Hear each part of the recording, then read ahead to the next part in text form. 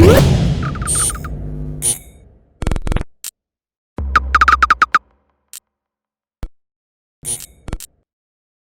evening and welcome to Goodwin Live. It's Monday the 8th of June. I hope everybody's well. We've got a very interesting show tonight. We've got 4 guests, all bring different interests to us, and there's a hell of a lot of things for us to talk about. And I will go, as I always do, back to front. 7:30 we have former Masters champion and Southern Area champion Ben the Entertainer Day. Now, Ben was somebody who was a real privilege for me to look after. He came to me, he was 37 as it happens, and we had a great time together before he retired, and he runs a gym in Euston, so we'll be talking to Lee about that. At 7:20, a man that manages fighters but does not get the recognition he deserves, Mickey Amu, who managed Richard Comey to world title glory. He took him from Ghana, brought him to the UK, then to America, and won a world title. And he is one of the most underrated managers in the game and does a fantastic job. Just before Mickey, around about 10 past 7, we're going to be meeting Neil Parry. 9 fights into his pro career, he's only lost 1 of them, and he was getting ready and getting some momentum together and getting ready to head towards titles.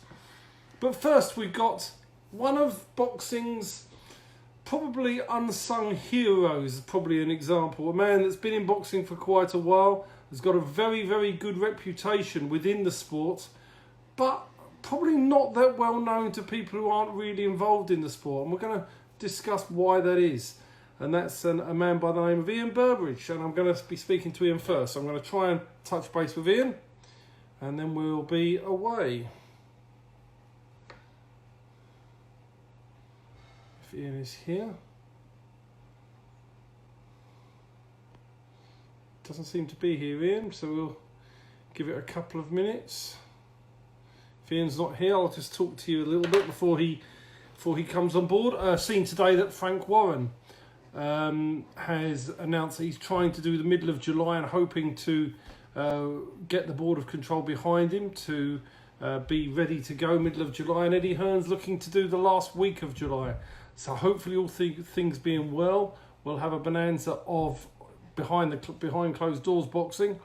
And I think for our boxing, we've got to hope that we don't get a second wave or anything like that happens. And if we don't, then hopefully we can get boxing back to normal if they get things sorted out. There's been really good progress on a vaccine.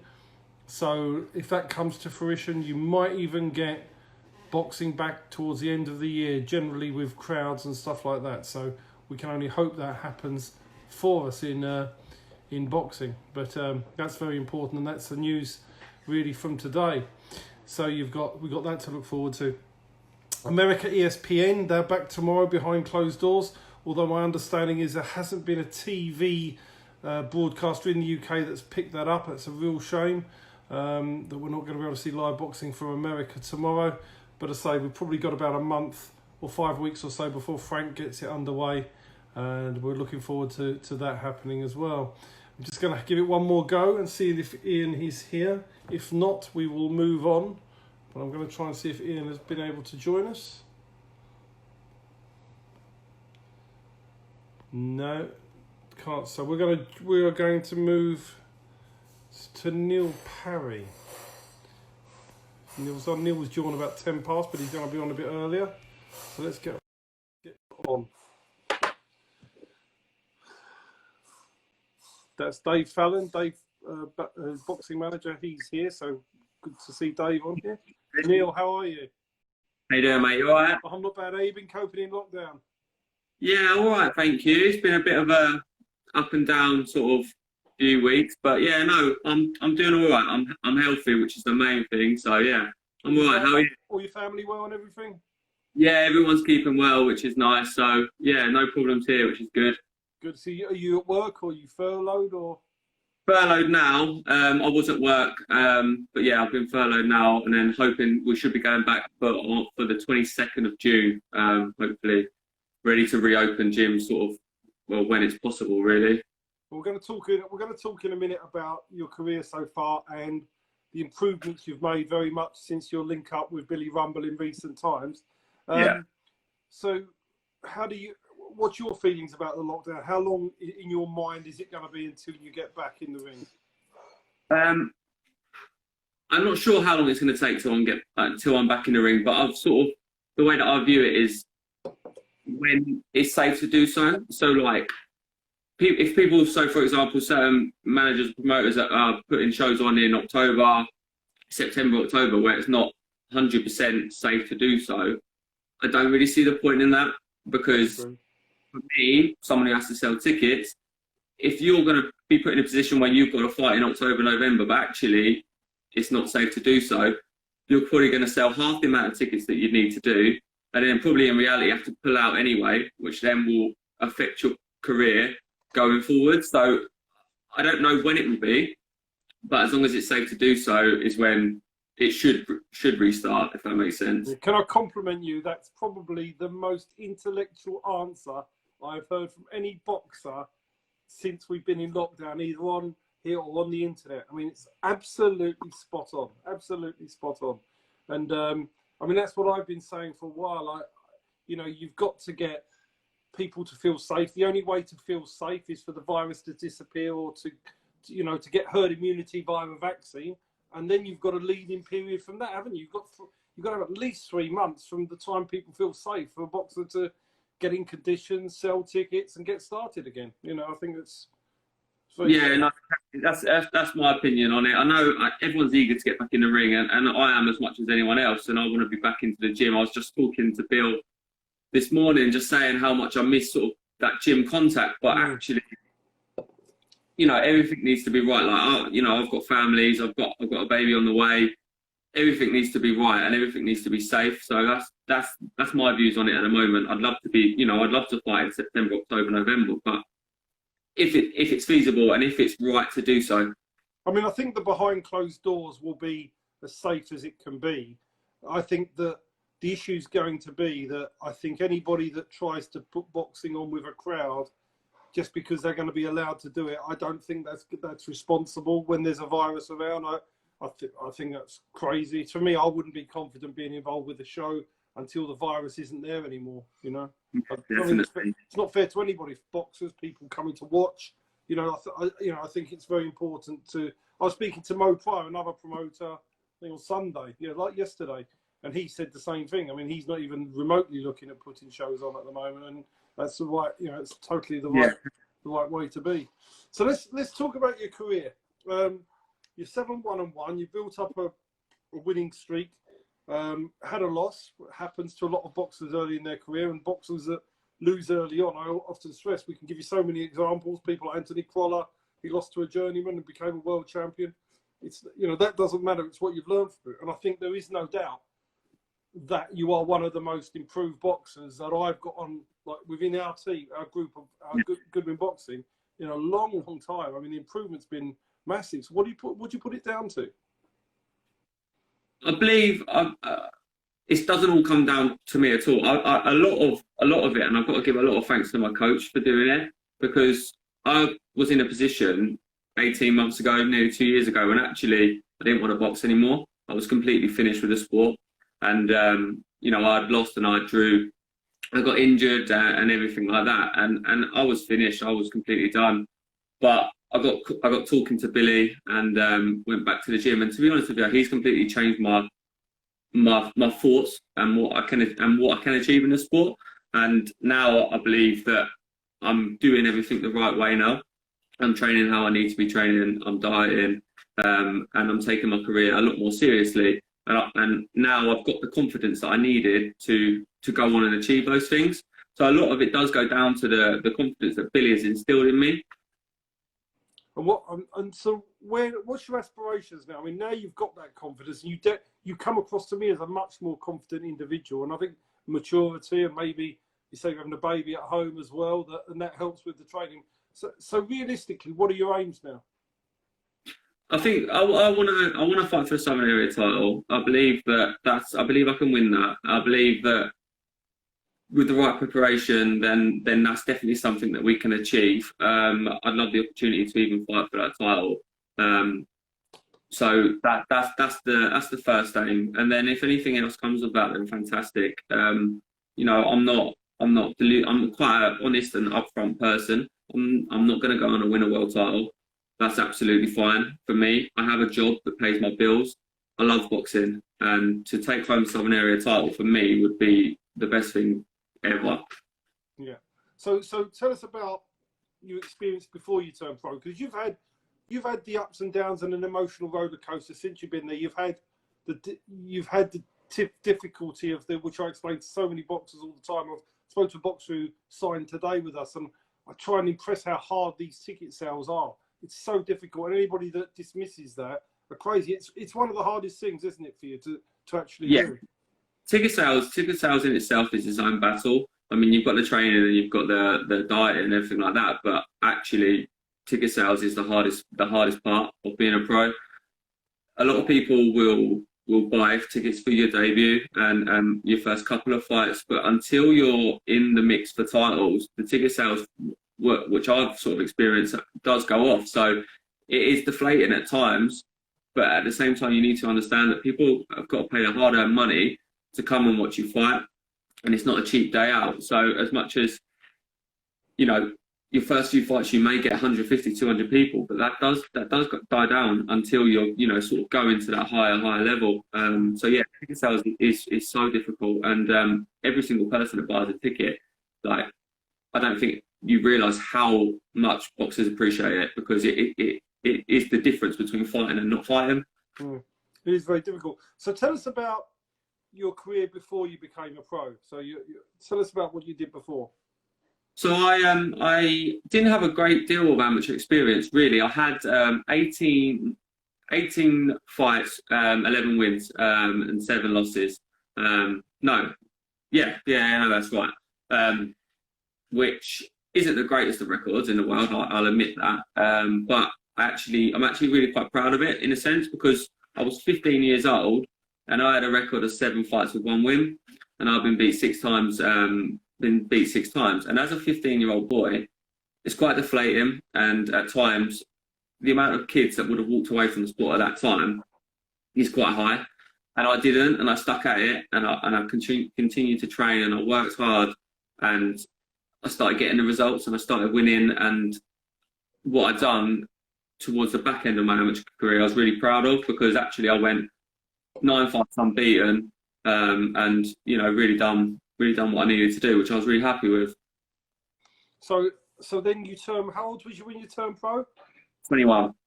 Do you feel in hindsight that was too early, or do you still feel it was the right time? I was quite immature still at 21. So maybe in hindsight, maybe I could have left it a little bit later. But for me, with the way that everything's played out, I wouldn't actually change anything that I've done, because I feel like I've learned the right lessons at the right time, if that makes sense. You know, I took a loss. I found out that I'm invincible. I found out that if you don't turn up in shape, ready to fight, you will get beat, which is great, because I'll never make that mistake again. If I get beat in the future, I'll get beat knowing that I've given it everything, and that is what I wouldn't have had 3 or 4 years ago. And maybe I wouldn't have that now if those things hadn't happened in my career. So actually, no, I'm content, and I'm happy with the way that it's all played out. And what advice would you give to amateur boxers now who are thinking of turning pro? If people are watching this now and they're looking, thinking, "Oh, I'm an amateur, I want to go pro," and you've been through it and you've had all the experiences, so what would you say to them? What would your best bit of advice be to them? My first bit of advice is, and I struggled with this myself, is build a following, and try and get a large social media following, and that will in the long run help you sell tickets. It's only really been the last few months, or maybe even a year, that I've tried a lot on social media, and I'm still getting to grips with it. So I would say that I would say pick up as much amateur experience as you possibly can, and pick the right trainer for you. I'm not saying that I've had wrong trainers. I'm not at all. But pick the right trainer for you, because I'm now with the person that I'm 100% suited to. So go around different trainers and find your right suit. Yeah, no, you've done. I mean, that's fair. listen, you're one of boxing's nice guys. You're never a moment's trouble. You've been a real pleasure to deal with.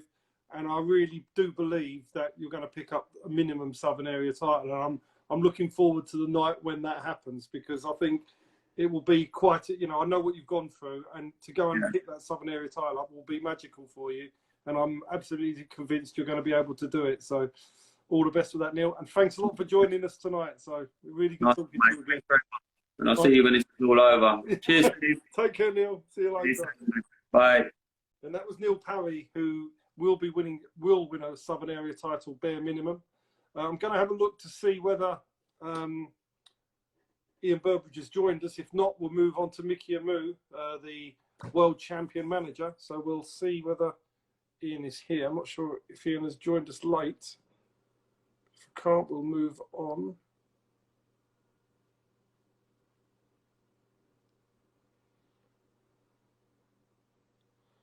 No, I still can't see him. He'll be the first one that be the first time that somebody has not joined us. So we're going to move on now. We'll have to. Something's obviously happened to him. Let's join my friend Mickey.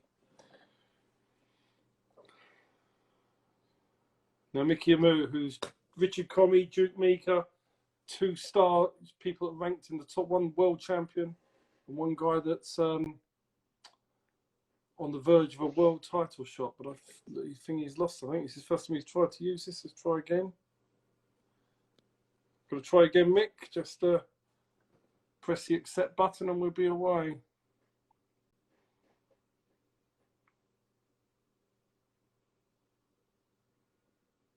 I see Kev's got Ian Burbedge as the username, but I can't. He's not on here. Ian Burbedge hasn't joined. Waiting for Mickey to join. If I can't get Mickey, we'll move on to Ben Day. If I can't get hold of Mickey, we'll try and get hold of Mickey later. We're having a lot of luck tonight.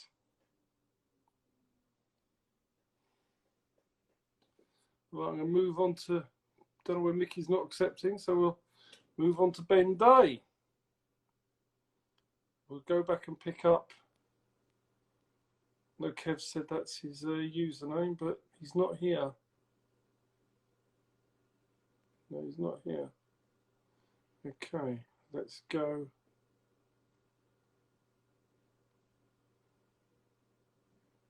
Try and find Ben Day on here. Well, no, this is Lorraine Richards is on here, and one of the future stars of British boxing. Lorraine Richards, absolute brilliant fighter. Brilliant fighter.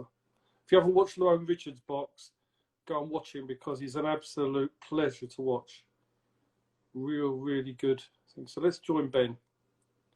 I'm going to come back to you, Mick, if you can work out how to do it. But we'll join Ben Day. There we are. Here's my man. How are you? How we doing? The man that never ages. Hey, Benjamin Button. How are you, mate? You good? Give me my bird. Here, look. If someone come to say hello. You see my bird? Oh, there he is. There's Paulie. Oh, dear. There we go. Oh. There you So, are. yeah, after we finish with Ben, I'm going to pick up Ian and Mickey, hopefully. But, Ben, how's life with Oh, you, I'm mate? looking good. You still got the gym down in Euston, haven't you? Yeah, we still got the gym. Concerning times, but I'm very proud of it, because like all my members have stick by me, you know. Obviously, you've kept everybody there. Have you? Yeah, It's a brilliant gym. It's a brilliant gym. That says a lot, because you know, I think other gyms and that, they would just cancel their membership and that kind of thing, you know. So very proud. Like a couple of cancelled because people have got their own issues, their own priorities, and 70 quid a month, well, you know, I mean, it's a lot to someone, isn't it? So, yes. So I'm very proud of it. I'm very proud of it. It just shows you it's more than just a gym, isn't it? No, exactly. It's you could see that when I was down there. It was a big camaraderie. So we're talking about a man with no amateur experience who wins a Masters title, a Southern Area at the age of 37. Without getting hit. It was a great ride, wasn't it, Ben? Oh, brilliant. I'm fucking so grateful. I really am. Very, very. It's just brilliant memories. It really is. But you know, never say never. It's not over yet. I might have to do a lot of groveling.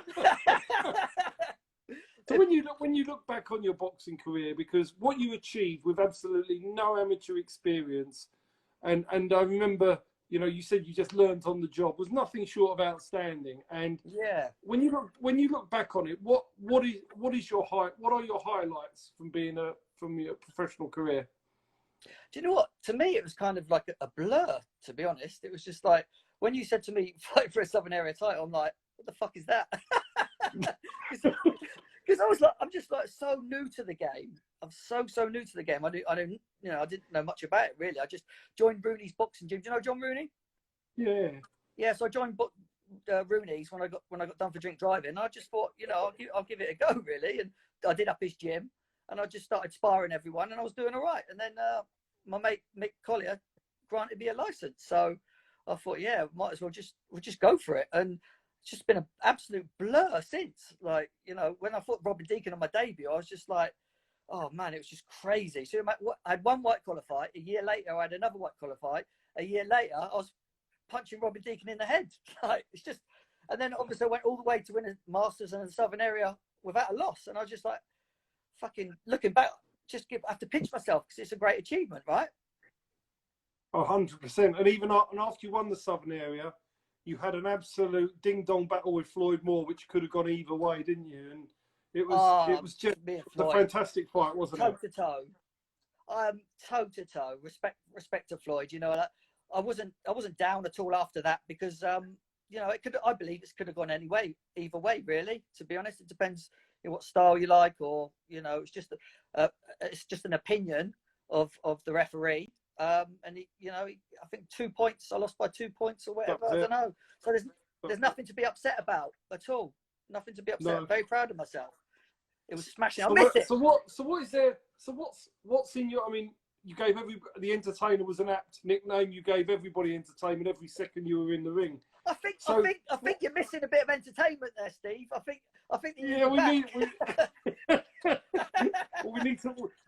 we need to recycle another one of you. You know. I think so. Yeah, something like that. So what does life hold for you now? I mean, life in general, because I mean, you've had your battles, same as Leon McKenzie's had. Yeah. I mean, how are you now? I'm in a very good, stable mood. Very stable, on medication, and you know, I was diagnosed with bipolar, which was crazy highs in mania, and like, you do crazy stuff. Like, I thought it was just normal. You never go to the doctors when you're buzzing and happy, do you? You only go when you're down. So that's what was very hard to diagnose. So yeah, just stable life really, and just, you know, getting on with my business, and, you know, and cracking on with things, and taking medication, eating right, staying away from alcohol, because I used to use that to self-medicate, you know, because every time I was feeling down, I just needed that to just a bit of escapism for a few hours. When the drink wore off, the depression come back, and, you know, I've been places people don't come back from. I can honestly say that, but I've had the grit and the determination, and I've come back from it. So if anyone's struggling out there, seek help straight away. You know, I wouldn't say talk to people, because you can talk to the wrong person. You know, they could just tell you to get on with it, or just, you know, oh, come on, you'll be all right, and all that. But speak to professionals. That's why professionals are there. Speak to the professionals straight away. If medication doesn't work, it doesn't work. If it does, accept it. Don't worry about it. It worked for me. It's maybe putting a bit of weight, but, you know, I'd rather have a bit more weight than feeling ill, or, you know, even like you don't want to be around. So I think, you know, it's a price to pay, isn't it? And when did you last have any? When was the last time you drunk any alcohol? 6 months now. At Christmas, okay. I was like, I don't even enjoy it. I was only literally self-medicated, just to get through the day. And I just thought, I drink him, and I thought, I don't even like you. You've just destroyed everything. You killed my father. You've killed families around me. You've just, you know, I got done for drink driving twice, and just craziness. And I just thought, since I've stopped drinking, opportunities have come my way now, and I don't think the opportunities would have been there if I kept drinking. So I was given more opportunities. I'm even writing a fucking book now, even though I didn't do well at school. I mean, that'd be a great read. Hopefully get it published. I can honestly say, since lockdown, I've been writing 8 hours a day, non-stop, about goal setting, mindset, achievements in life, and just just, I would say it's a guide to a good life, you know, and where misfortunes become opportunities. Don't look at them as failures, as look at, you know, as places to grow. And I honestly think this book, I will guarantee this book will help so many people. It really was. And it feels like I've had to, because I don't know, whatever you want to say, God or whoever, but something put me in that position to really know that I could handle being in the depths of despair, to come back, to show everyone that it's possible. And here I am. And you've done it, and you're still going strong. So, have you got a partner at the moment, or are you on your own, or? What do you mean, man? No, not a man. I know you're not. I know you're straight, friend. I know you're straight. I'm a good-looking guy. What are you talking about? Yeah, I've been with Nerisse 20 years. You're still together. Brilliant. Yeah, of course Brilliant. we are. Yeah. If it wasn't for her, I wouldn't be here right now. I wouldn't be talking to you. You know, I've been with Nerisse. She was very supportive of you all the time, wasn't she? Lovely lady. Yeah. Most definitely. And that's, you know, that if you're with someone, you're with someone through thick and thin. You know, because you go through depression, or you can go through anything in life.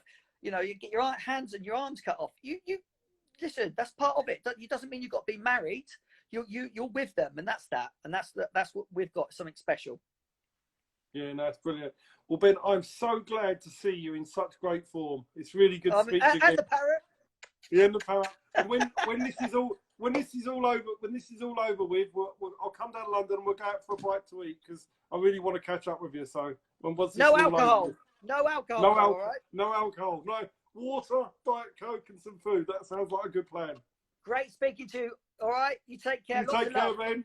I'll see you soon, mate. Bye, take mate. care, my friend. Bye. Cheers, bye. And that's Ben Day, fantastic man. I love him to bits. It's been brilliant to be a part of his journey. So I'm now we've got Ian Burbedge. Just a quick question on there. Do I believe we'll get better judging without a crowd? You hope so. But yeah, it's a very good point. And I have dealt with that on one of the other shows before. Right, let's see now.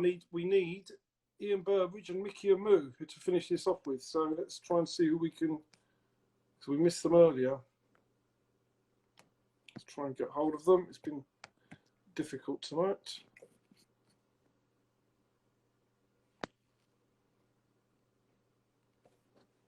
Here we go. Let's try Ian.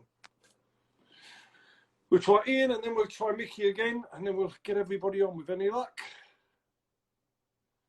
The elusive Ian Burbedge. Got him. He's coming. Steve, we got it. We got it. How are you? Lovely, you're in. How's life? Oh, good, mate. How are you? Yeah, very good. I was thinking about how to describe you, and I sort of think it's probably the best coach that not many people know. That'll probably be a sort of a fair. It's very flattering, and I'll take that, Steve. To be honest with you. So tell us. I mean, obviously people don't know you, so let's get out there. How long have you been involved in professional boxing, Ian? 12 years. 12 years, bloody hell. 12 years. Yeah, it's mad. It's mad. And it's flown. I mean, I was working with Lenny Dawes prior to getting my licence, and what happened is Robert McCracken had a fight that he was going to. I think it was Matthew Furwell, and he couldn't make it because he got stuck in traffic. And Lenny said to me, "Oh, if that ever happened to me, I'd want you there." So I thought, yeah, I'll go down that route. And I knew a few people anyway involved in it because I'd helped a couple of other people out. And yeah, I got involved, and I had the joys of driving Danny Donchev around for 7 years. So God, that's a blast from the past, isn't it? Oh, every day was an adventure. Is he back in Bulgaria now? God knows where he is. I heard he was in America, then I heard he was in Canada, then he was seen at Kingston shadow boxing at a bus stop. So who knows? Which, as you know, Steve, that suits him, doesn't it? So yeah. So tell us about the various fighters. Obviously, Lenny Dawes is a well-known one. Yeah. Who else have you looked after apart from Louis Adolphi? I worked with. Yeah. Lenny, Mario Petrov. Yeah. John Watt. I've got Sam Williamson coming through. God, there's been many corners I've done. And, you know, people I've worked directly with, Joe McDonald, Tony Milch, loads. Yeah, so how are you coping in the lockdown? Are you missing it? Greatly. it was nice the first couple of weeks that you had a bit of a break from it, because as you know, Steve, you're always in the gym, and sometimes with not a lot happening, you haven't got a date coming up or anything like that, and then you sort of think, oh, it's nice. Now I want to get back. Now I want to get back, and I've kept in constant contact with the boys. They want to get back in the gym, and it's just, as I say, we're itching to go now, really, and it's just seeing how we can work it now. It's not easy. It's not going to be easy for everybody, I think. So when are you hoping to get the boys back in the gym? Hopefully we'll be able to get back in sort of July when they open gyms, because our gym is on the grounds of a leisure centre, so we can only get into it via that. So therefore, we can't get in. So what? So do you work outside boxing? Yeah, I do personal training. So that's just literally started back over the last few weeks. So that's coming back on. So at least, you're getting out and getting some work in, sort of thing. So, but yeah, I mean, missing the boxing greatly. Eddie I work with, we sort of been speaking constantly. And no doubt, like yourself and Kev, Eddie Muscat and myself are bouncing ideas off of each other. What can we do? Where can we move things? Yeah. So, it's just you're constantly trying to come up with something. Eddie's another good man like yourself in boxing, one of the good guys. And he's a great, but he's, like I say, he's my right hand. Yeah, he's a top man. So what do you want, if we sort of map out the next 5 years in boxing for you, what do you want out of it? I just want to keep enjoying it like I do. I mean, as I say, I've been really fortunate. The boys I've worked with, I've all really liked. I've never had a problem with anyone that I've worked with. And the most important thing is keep enjoying it. And if success comes alongside that, great. But then what is success? I mean, I look at, with Lenny Dawes, we had 3 attempts at a European title, and sort of well documented how unlucky we were in those. But then it's equally as great taking Lenny to that as it is to taking someone like Tony Milch towards a Southern Area title, which he challenged for. Mario Petrov winning a British Master, winning an international Masters, I enjoyed. I enjoy every win you get. The losing hurts, as we all know, it happens. But I just want to keep enjoying it like I do. I've really, as I say, I've always enjoyed it. You have your down days, obviously, because it's an hard business as well as an hard sport. But as long as I'm enjoying it, and whatever happens, Steve. And where is your gym? I use Rosehill Amateur Boxing Club, which is in Sutton, sort of comes under Surrey, but it's just sort of the other side of South London. And are you still looking to take new boxers on now, or are you full up? No, I'm looking probably for possibly 1 or 2 more. I give everyone 2 weeks and say to them, look, come in, this is my ideas. I'm a firm believer in you work with the fighter. I like to see what they do naturally. I'm a believer in an equally a bond you build between you, and it's that sort of mutual respect that you help each other learn along the way. And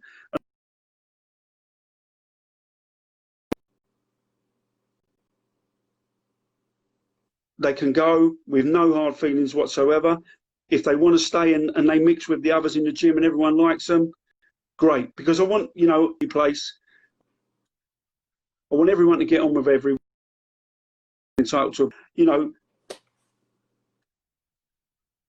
you're in there for a long time, and you've got to enjoy it, because there's a lot of time when you're doing all that stuff for nothing. And so you've got to enjoy what you're doing, and we've got to make it the best environment we can. No. Well, listen, I hope you carry on enjoying it. Here's to more champions for you, more success, more enjoyment, more boxers, because you deserve every bit of success you get. Thank you, Steve. Thanks a lot, Ian, for joining us. Thank you, Steve, and thanks for having me on. Much appreciated. Take care, mate. See you soon. Andrew, mate. Cheers. So, mate. Thanks a lot, matey. And that's from Ian Burbedge, who's over in Surrey, and a really decent class trainer. We're going to try and hook bases with Mick again, who didn't join us last time. We lost him. Going to have another go. See if we can get Mickey and Moo on. He's under Streetwise Kev. I know I keep pressing the button, but Mickey isn't joining. If not, we'll have to try and give him a lesson in how to use it and get him back on another time.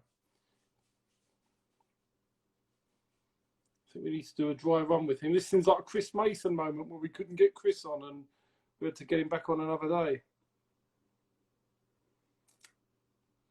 No, he's not pressing the button. Yes, it's the request is it's saying it's connecting and saying waiting for Streetwise management to connect. So he is getting them. They're being sent. We'll have to do a trial run. Listen, we'll get Mickey back on either Wednesday or next Monday. We'll do a trial run with him to make sure we get it right next time. I don't know what's going on, but we're connecting, but it's not happening. Thanks a lot for watching today. We're going to be online next, back again on Wednesday at 7 o'clock. We've got some very interesting people on Wednesday. They are Ramez Mahmood, current Southern Area champion. Jack Hughes, who has retired from boxing, but I think he wants to come back and have one fight. Justin Menzie, a man has had many trials and tribulations. And from the north of England, Glenn Banks, a very successful manager, promoter up in the north of England. They'll be joining us on Wednesday at 7. Mickey Amu will either be back on Wednesday or we'll try and get him on next Monday. So I don't know what's going on there, but we'll do a trial run shortly. Thanks a lot for watching. And we will see you on Wednesday at 7 o'clock. Speak to you then.